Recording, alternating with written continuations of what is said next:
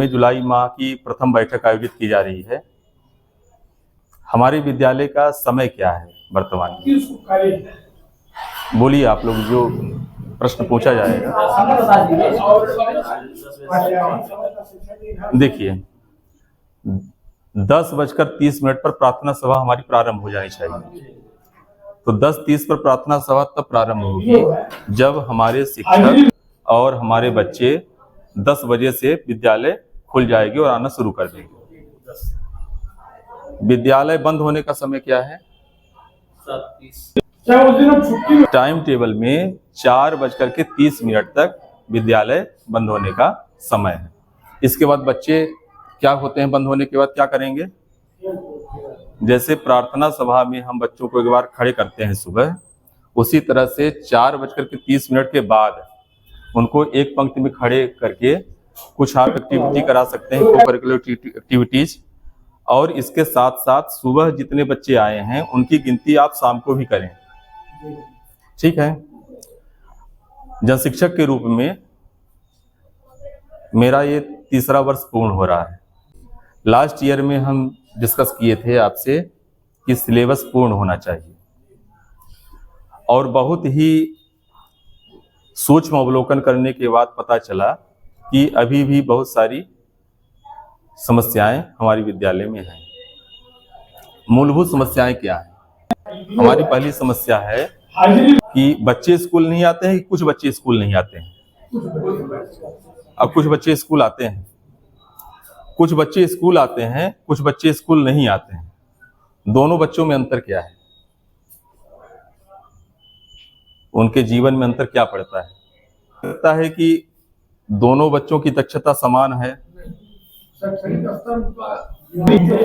जो बच्चे स्कूल आते हैं उनका शैक्षणिक स्तर अच्छा है, ठीक। मैं भी अवलोकन करता हूं, मेरे पास लगभग 53 स्कूल्स हैं टोटल मिला करके।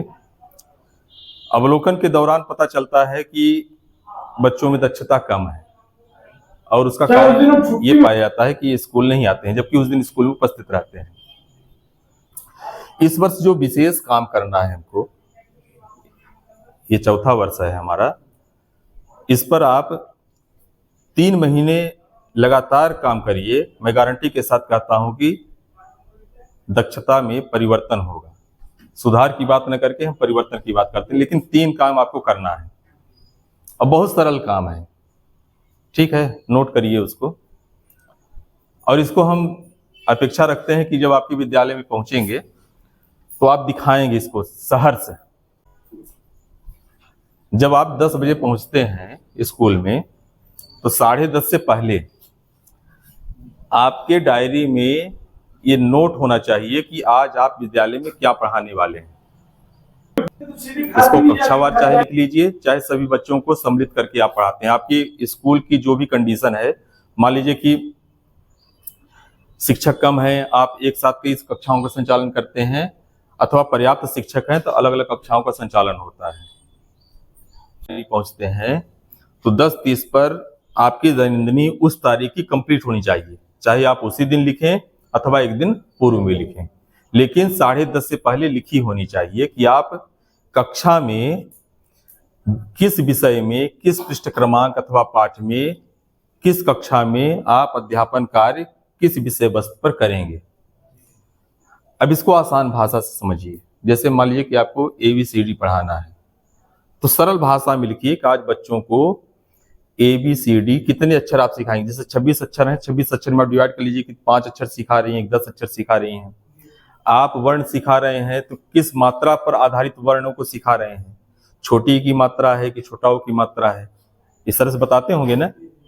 पहले बड़ा की मात्रा वाले शब्दों का ज्ञान, फिर छोटी की मात्रा वाले, फिर छोटाओं की मात्रा वाले। या आप किताब पढ़ा रहे हैं तो किताब वाचन में आप क्या कराएंगे, क्लियर होना चाहिए, बहुत ज्यादा ना हो, कम से कम हो, लेकिन क्लियर हो, जिसमें आप उस दिन पर्याप्त समय में उतना अध्यापन कार्य कर सकें। बात आ रही समझ में? कोई कठिनाई हो तो आराम से पूछिएगा। जैसे कि मान लीजिए कि आपकी कक्षा में बच्चों का दक्षता स्तर अच्छा है। अब जब दक्षता स्तर अच्छा है, दक्षता स्तर से तात्पर्य है कि 1 मिनट में 60 शब्द बच्चे पढ़ लेते हैं। इसका पैमाना तो आप सभी जानते ही हैं।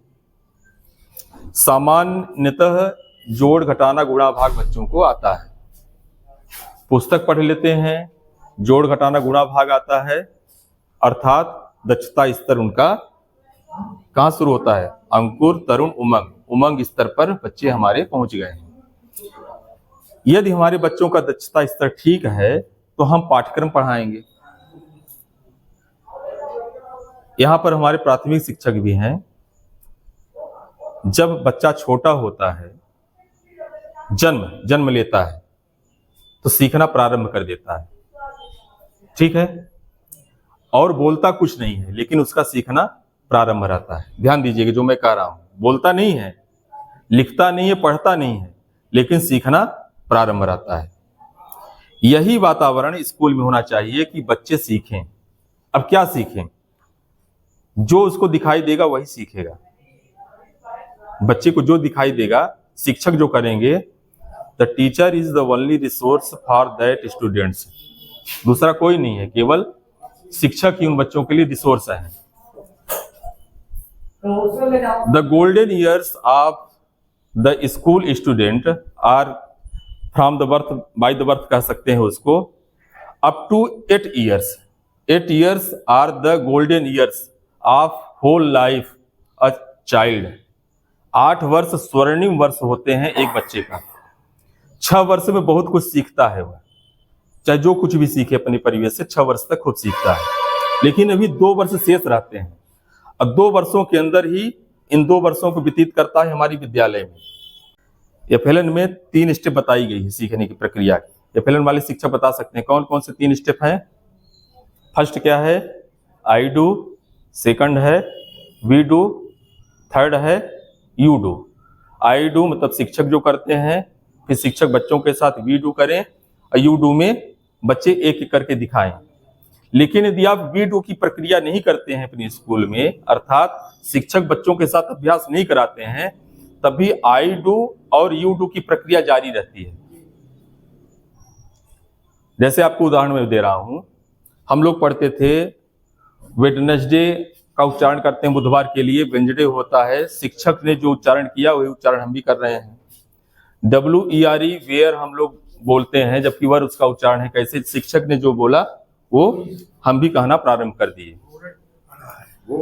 यदि सीखने की प्रक्रिया में स्कूल परिसर में हमारे हाथ में पुस्तक रहेगी, यदि आप बच्चों के हाथ में पुस्तक देखना चाहते हैं, जो बात कह रहा हूं ध्यान से सुनिएगा।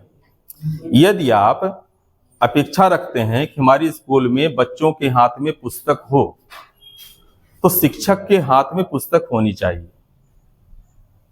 यदि आप अपेक्षा रखते हैं कि हमारे बच्चे हमको आप बोले, तो बच्चों को हमको आप बोलना पड़ेगा। यदि हम अपेक्षा रखते हैं कि बच्चे हमारे उठने बैठने के तरीके को अच्छी तरह से सीखें, सुव्यवस्थित, तो हमें अपनी व्यवस्था, अपने उठने बैठने की प्रक्रिया को व्यवस्थित बनाना पड़ेगा।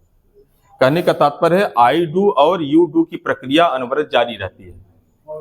तो पहली चीज क्या हम डिस्कस किए? शिक्षक दैनंदिनी जो डायरी आप कॉपी बनाएंगे, उसमें आप आसान भाषा में, आप इसको ये मत सोचिए कि हम उसको बहुत लंबा चौड़ा लिखें। बहुत आसान भाषा में आप क्या लिखेंगे कि आज दिनांक को हम इस विषय में ये हम पढ़ाने वाले हैं। अवलोकन करता, मॉनिटरिंग करता हमारे जनशिक्षा केंद्र प्रभारी या वरिष्ठ कार्यालय से संकुल प्राचार्य महोदय कोई भी आपके स्कूल में पहुंचते हैं और आपसे बात करते हैं कि आज आप क्या पढ़ाने वाले हैं, तो यह क्लियर फ्रेमिंग आपके मस्तिष्क में होनी चाहिए कि आज की डेट में हम इस विषय वस्तु का अध्यापन करने वाले हैं। इसको हम बता सकें। जैसे suppose that this is my class. अब यहाँ पर एक कोई अवलोकन करता, मॉनिटरिंग करता प्रवेश किए। यदि हमसे प्रश्न पूछते हैं कि आप बच्चों को क्या पढ़ा रहे हैं, अथवा आज के दिन आपका क्या प्लानिंग है, लेसन प्लान आपकी क्या है कि आप क्या पढ़ाने वाले हैं, तो उनको हम संतुष्ट कर सकें, बता सकें कि आज हम विज्ञान विषय में, सामाजिक विज्ञान में, हिंदी विषय में, दक्षता उन्नयन में अथवा एफएलएन की क्लासेस में इस टॉपिक्स पर अध्यापन कार्य करने वाले हैं। हमारे बच्चे इस लेवल पर हैं।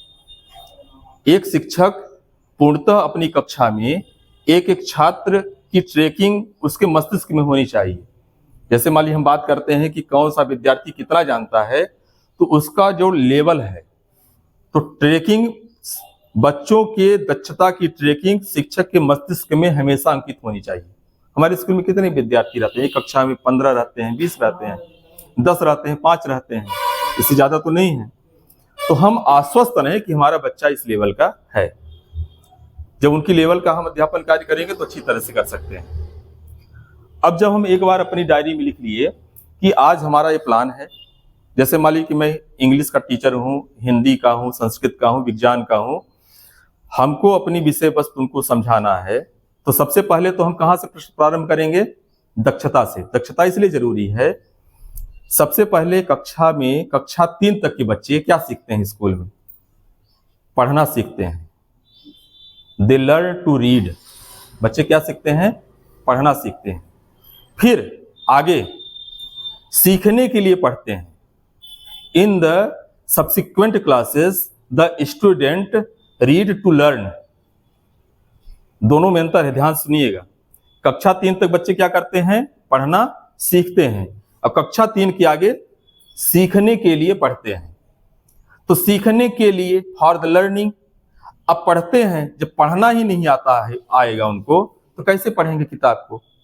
तो इसके लिए फर्स्ट जो नेसेसरी है स्टूडेंट्स की, also the teachers in the classroom, बच्चों को पुस्तक पढ़ते आना चाहिए। किताब पढ़ लें।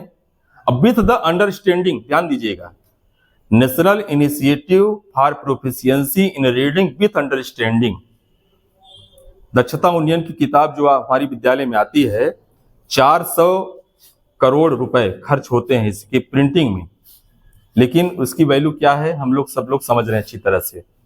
तो सबसे पहले क्यों ऐसा हो रहा है कि बच्चों में दक्षता नहीं आ रही है? सीधा सा कारण है कि they are reading writing in the classroom without understanding. With understanding नहीं है, समझ के साथ नहीं है। उस समझ विकसित करना है कि समझ के साथ जो भी लिखें।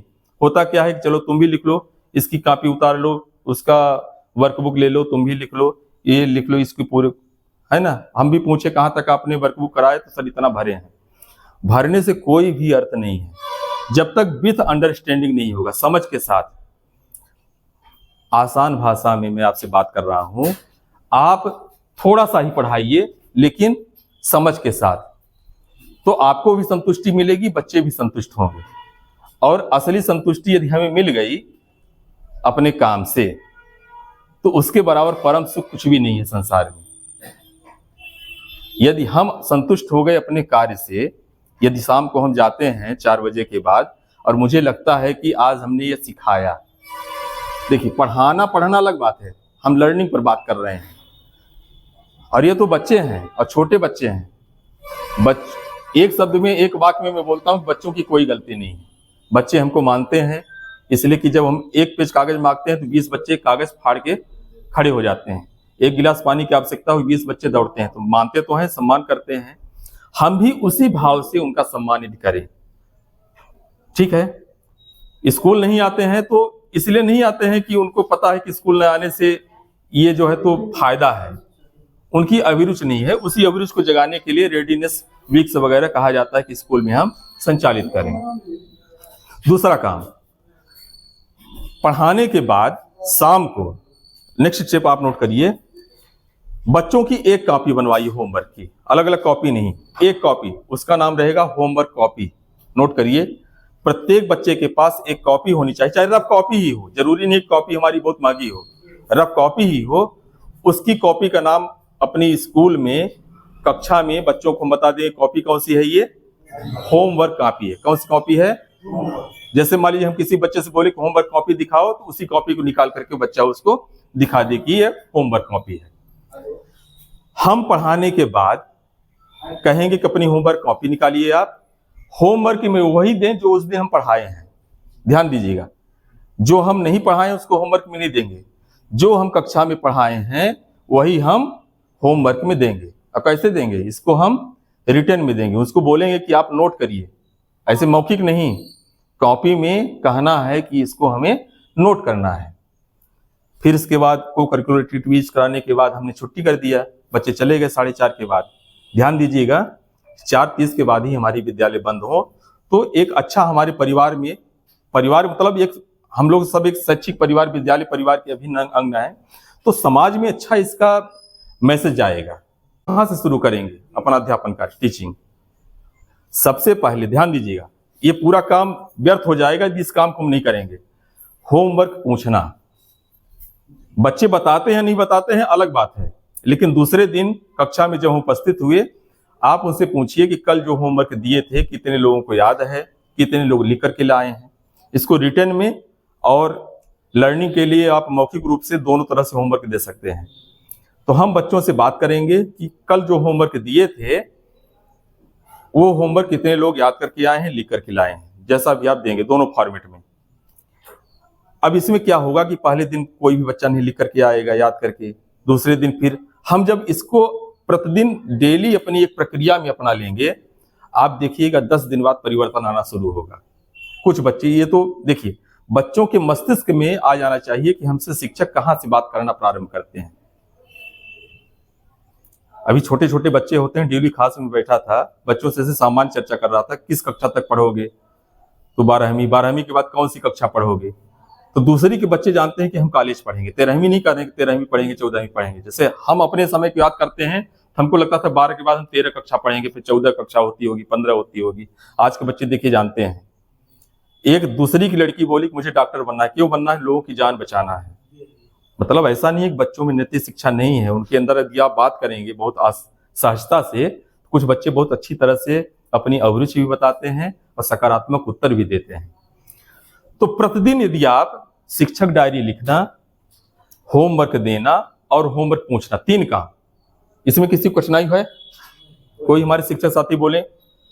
और इसमें आप जो भी पढ़ाना है आपको, चाहे दक्षता का पढ़ाइए, चाहे आप सब्जेक्ट पढ़ाइए, ईमानदारी के साथ सही सही लिखना है। चाहे 1 महीने में आपको यही लिखना पड़े कि मुझे किताब पढ़ना मैं सिखा रहा हूं, 1 महीने वही आप लिखते चलिए ना।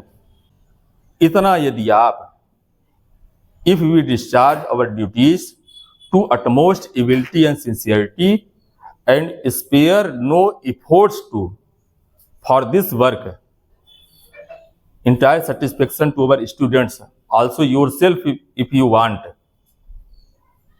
तो देखिएगा कि निश्चित तौर पर परिवर्तन होगा। निश्चित मैं कह रहा हूं, 3 महीने आप करके देखिए। हमारे जो भी शिक्षक साथी हैं, इसको मैं ग्रुप में भी डालूंगा इस वीडियो को, आप अपने स्कूल से बताइए। जो हेडमास्टर हैं तो आप बोलिए कि हमसे आप साइन कराइए। दूसरे जो शिक्षक लिखते हैं, आप हेडमास्टर हैं तो आप साइन करिए उसमें कि आज आप क्या पढ़ाने वाले हैं। मैं गारंटी के साथ कहता हूं, इसकी गारंटी मैं लेता हूं, 3 महीने करके देखिए, चौथे महीने परिवर्तन ना हो तो आप बताइएगा।